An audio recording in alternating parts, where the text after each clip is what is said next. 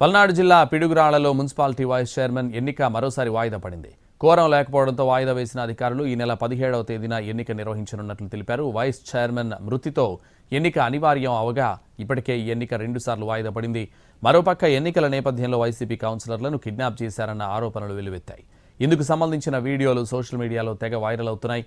అయితే తమ కౌన్సిలర్లను భయపెట్టి ఎన్నిక జరగకుండా కూటమి నేతలు కుట్ర చేస్తున్నారని వైసీపీ శ్రేణులు మండిపడుతున్నారు.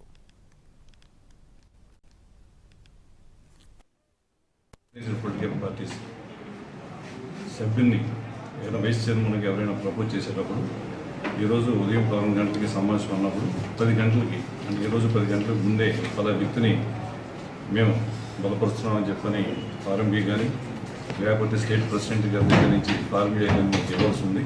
అంటే ఫారం ఏ కానీ ఫారం బి కానీ ఎవరిని కూడా ఆదరించేస్తున్నట్టుగా ఈరోజు 10 గంటలకు ముందు మనకి ఇవ్వాల్సిన ఉన్నప్పటికీ ఇవ్వాల్సి ఉన్నప్పుడు కూడా ఎవరు ఇవ్వలేదు. కాబట్టి ఈరోజు